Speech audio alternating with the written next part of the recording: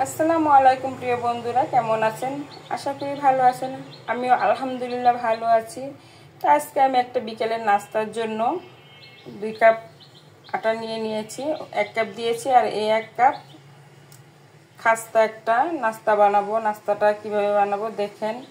এখানে 2 কাপ আগেই আটা নিয়ে নিয়েছি।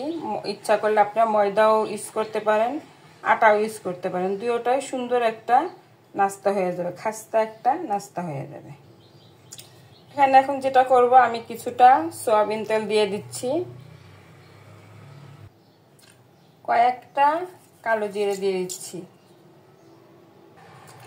এখানে লবণ দিয়ে দিচ্ছি। লবণ না দিলেই তো নয়, লবণ তো দিতেই হবে। লবণ দিয়ে দিলাম। এটা এখন হাত দিয়ে ভালো করে ময়ান করে নিতে হবে। ময়ান দিয়ে নিচ্ছি।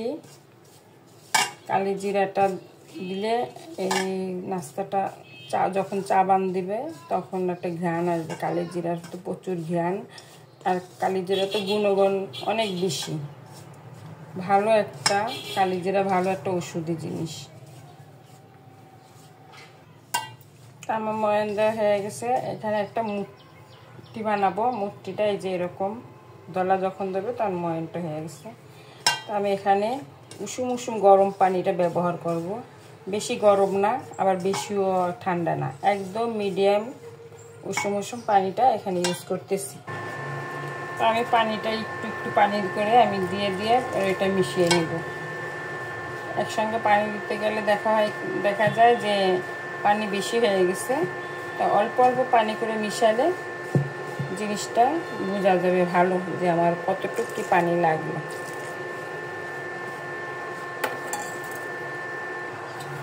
আমার ডোটা হয়ে গেছে। এই যে এরকম একটা সফট ডো করে নিয়েছি। এখন এটা একটু রেখে দিচ্ছি। আমি একটা জিনিস বানাচ্ছি, সেটা আপনাদের দেখাচ্ছি। এখানে 1 চামচ আটা নিয়ে নিলাম, একটু পানি নিয়েছি। এটা এখন মিশিয়ে একটা ব্যাটার তৈরি করে নিব। এটা আমার যখন ওই ইয়েটা বানাবো তখন ওইটার মধ্যে আমার দিতে হবে, এই জন্য বানিয়ে নিলাম। এখন আমি ডোটা নিয়ে 3টা ভাগ করব।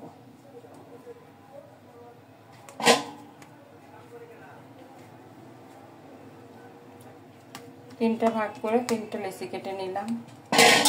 2টা রেখে দিচ্ছি, আর একটা দিয়ে আমি বড় সাইজের একটা রুটি বানিয়ে নিচ্ছি। একটু আটা ছিটিয়ে নিয়েছি। এখন এটা বেলে পাতলা করে একটা রুটি বানিয়ে নিচ্ছি। খুব পাতলা সাইজের একটা রুটি বানিয়ে নিয়েছি। এই যে বড় করে একটা রুটি বানিয়ে নিয়েছি। এটা একটু টেনে টেনে লম্বা করব।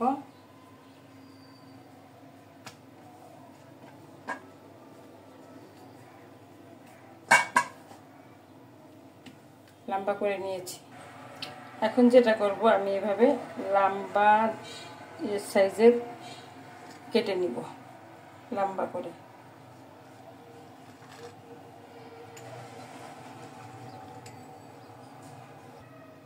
সাইড থেকেও কেটে নিব। এই সাইড থেকে কেটে নিয়েছি, চারের সাইড থেকে কেটে নিলাম।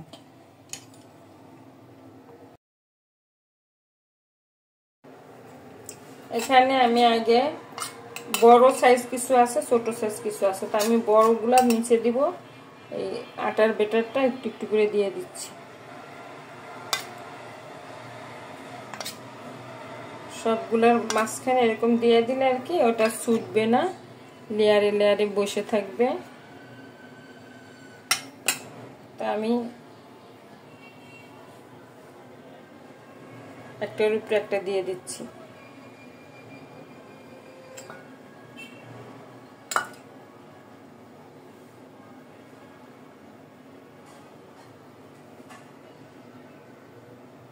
চারটা করেও দেওয়া যায়, 5টা করেও দেওয়া যায়। তো আমি 5টা করে দিয়ে দিলাম, লেয়ারটা সুন্দর আসবে।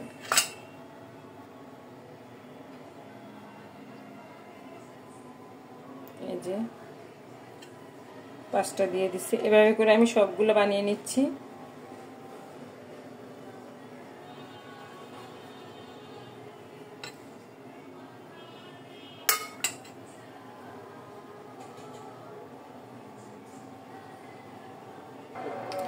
3টা বানিয়ে নিয়েছি। তার আমি এখন লাল যে একটু আটার ভিতরে ফ্রুট কালার নিয়ে একটু আর কি গোলাপের মতো বানিয়ে নিয়েছিলাম ছোট করে, ওটা আর কি দিয়ে দিচ্ছি। এই যে এখন আমি তেলে ভাজবো, ওটা রেডি। আর আমি এখন গোলাপ ফুল বানাচ্ছি, একটু গোলাপ ফুল বানাবো, ওটাও দেখাচ্ছি আপনাদের। এই যে গোলাপ ফুল বানাবার জন্য আমি এরকম পাতলা করে একটা রুটি বানিয়ে নিয়েছি। এখন আমি একটা গ্লাসের মাধ্যমে আমি এভাবে করে গোল গোল করে কেটে নিব। আপনারা ইচ্ছা করলে কাটার আছে, কাটার দিয়েও কেটে নিতে পারেন। এই যে আমার সবগুলো কাটা হয়ে গেছে। এখন কাটার দিয়ে আমি এভাবে করে কেটে নিচ্ছি মাঝখান দিয়ে।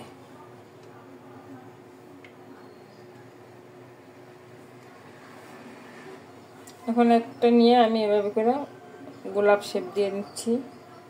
এখন এটা আবার এই সাইড দিয়ে দিয়ে দেব।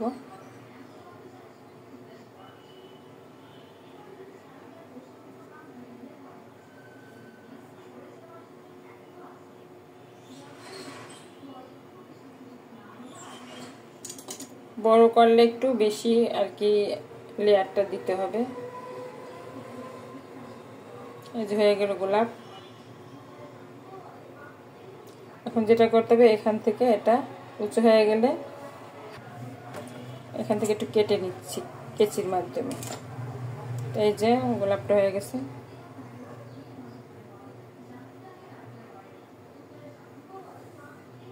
এইভাবে করে প্রতিটা আমি বানিয়ে নিচ্ছি। আমি কিছু গোলাপ বানিয়ে নিয়েছি, কিছু চতুর্ভুজ নিমকি বানিয়ে নিয়েছি। এখন ভাজতে যাব, ভাজবো। আসুন দেখি কিরকম ফুলে।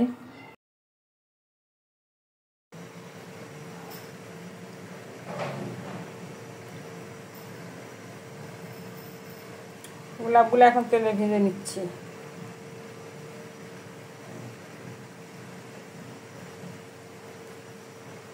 তেলটা বেশি গরম করা যাবে না, অল্প গরম করে তারপরে তেলটা ওই গোলাপটা ভাজতে হবে, তাহলে খিস্পি হবে। আর যদি পুরা একদম হিট করে ভাজি তাহলে কি করবে, খিস্পি হবে না, ওটা পুড়ে যাবে, ভিতরে কাঁচা থেকে যাবে। এর জন্য কম হিট দিয়ে এটা ভাজতে হবে।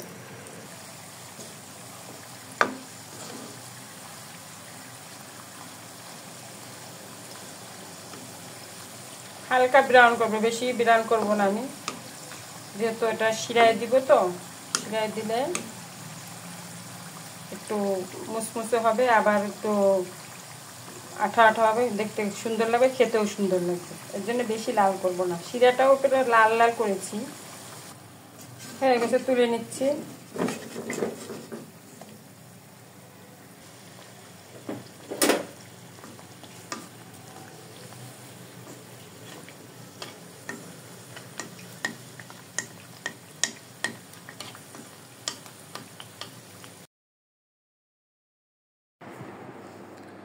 তার মানে এখানে নাস্তাটা কিন্তু হয়ে গেছে। আর ওখানে শিরা করেছিলাম, শিরাটা আপনাদের দেখাই নাই। এখন শিরার ভিতরে আমি নাস্তাগুলো দিয়ে দিব। মুসমুসে একটা নাস্তা হয়ে গেছে। চতুর্ভুজ নিমকি লেয়ারে লেয়ারে খুলে কত সুন্দর ফুলে উঠেছে। তা আমি এখানে প্রতিটা আপনাদের দেখাচ্ছি কিভাবে ফুলছে। আর পুরাটা আমি শিরা করব না, এখান থেকে কিছুটা শিরা করব আর কিছুটা এমনিতেই রাখবো। আর বাচ্চারা তো অনেক সময় মিষ্টি পছন্দ করে, হালকা ধরনের একটু মিষ্টি হলে তারা আরও মজা করে খায়।